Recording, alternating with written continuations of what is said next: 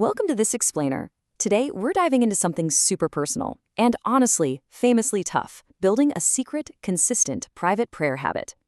If you've ever felt like your prayers are just kind of bouncing off the ceiling, or you literally just can't find the time to sit still, well, you're in the exact right place.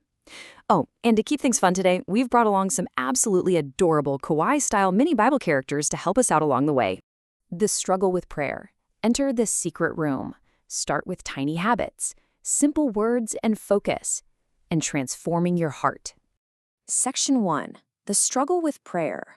Why connecting with God feels so difficult. Let's just validate something right out of the gate here. Prayer is hard. It is universally tough, and pretty much everyone struggles to maintain it. Seriously, what actually stops you from praying? So often we carry around this massive, totally false pressure to perform. We think we got to come up with the most eloquent, perfect words. But as we're going to see, that is completely backwards. If you're feeling frustrated, hey, you're in really good company.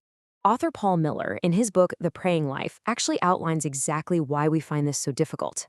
Think about it. The second we try to pray, our mind just instantly crowds with daily distractions, right? Or we get confused about what even makes a quote-unquote good prayer. Maybe we try making a list, but the routine gets super dull, super fast. Add in our insanely busy schedules that constantly push prayer aside, plus that deafening silence that makes us wonder if anyone is even listening. Yeah, getting derailed by boredom or busyness is incredibly common. But here's the wild part. Despite all of those hurdles, prayer is deeply, undeniably instinctive to us. There was a recent survey showing that 1 in 5 non-religious people in England still pray regularly. One agnostic guy actually admitted that he kneels by his bed every single night to pray, even though he has no idea if God is listening, and he said it literally makes him feel like a hypocrite. We just can't help it, right? There is something wired inside us that compels us to reach out. Section 2. Enter the secret room. Matthew 6 and the truth about authentic prayer. So we're jumping into Jesus' teaching in Matthew chapter 6, and we're going to completely dismantle this myth that prayer has to be some grand, wordy performance.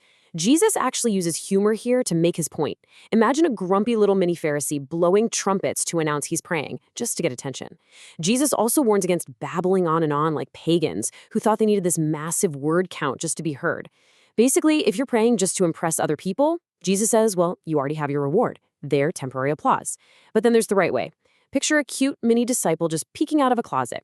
Jesus says, go into your room, in secret, close the door, and just make simple, direct petitions. Authentic righteousness is an inward thing. It completely strips away any need for a public performance.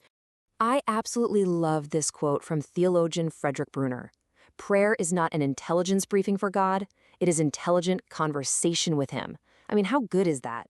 God isn't some distant, distracted deity that you have to yell at or manipulate with a ton of words. He's a father. He already knows what you need before you even ask. You don't have to brief him on the situation. You just get to have a conversation with him. Section 3. Start with tiny habits. How to begin when you feel overwhelmed. Okay, so we know we need to go into the secret room, but how do we actually build the habit? Let's shift gears to some extreme practicality. If you're a beginner feeling completely overwhelmed, this is your antidote. The sources talk about a concept called tiny habits, developed by behavioral scientist B.J. Fogg. The whole idea is to completely ditch the pressure of praying for 30 minutes a day right off the bat. If you aim for 30 minutes on day 1, you're probably going to fail and quit.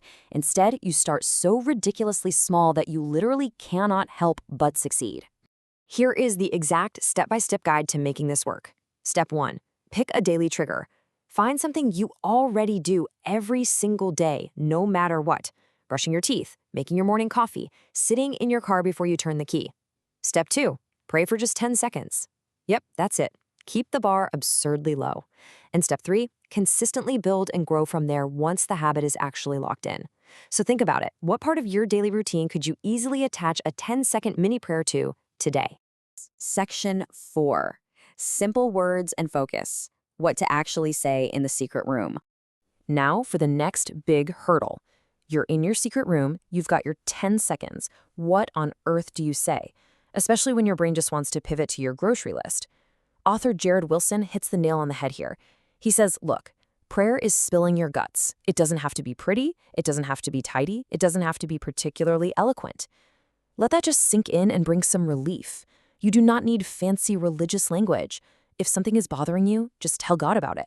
Spilling your guts is exactly how you process your life with Jesus. But, okay, what if you really need a little structure to wrangle a wandering mind? Well, Jesus actually gave us the ultimate practical tool for that, the Lord's Prayer. It is not just some script for an empty ritual. It's a completely brilliant structural outline. First, you pray about God, approaching Him as Father, praying for His kingdom. Second, you pray about your everyday needs, like literally asking for your daily bread and finances. Third, you pray about your sins and relationships, confessing where you messed up and making the hard choice to forgive others. And finally, you pray for protection, asking for the strength to resist temptation. This framework is perfectly balanced. It can take 20 seconds or 20 minutes, and it gives you incredible focus when your mind starts drifting off. And what if you're going through a season of deep pain? You absolutely do not have to polish up your suffering with fake optimism. The sources point to the biblical practice of lament, which we see all over the Psalms, like David in Psalm 13. Picture a mini David looking up at the sky, just groaning boldly before God. Lament has this really simple 4-part rhythm you can use. Minute 1, explain your pain honestly to God. Minute 2, express your protest. Yes, it is absolutely okay to ask why. Minute 3, make an earnest petition, desperately asking for help. And minute 4, arrive at eventual praise, where you choose to trust God's character even in the pitch dark. It's an incredibly powerful way to fight for hope by wrestling honestly with the Lord. Section 5. Transforming your heart. The ultimate purpose of a private prayer habit. All right, we've covered the how-to steps, the tiny habits, the simple words. Now let's talk about the ultimate why behind all of this. Let's just slow down for a second and really absorb this. Prayer isn't about changing God's mind. It's about allowing Him to transform your heart from the inside out. Jesus insists that our inner and outer worlds have to match. He actually finishes his teaching on the Lord's Prayer by tying it directly to how we live, specifically how we forgive other people. Consistent private prayer is not a checkbox. It's a daily submission that builds humility, trust, and spiritual awareness. By spending time in that secret room, our hearts are quite literally reshaped to love God and love others more authentically. We've looked at why prayer is hard, how to ditch the performance, the magic of a 10-second habit, keeping your focus, and how it completely transforms your heart. So, I'm going to leave you with one final, provocative question. Will you take just 10 seconds to enter the secret room today? Find your trigger, close the door, and just start talking. Thanks so much for joining me on this explainer, and I'll catch you next time.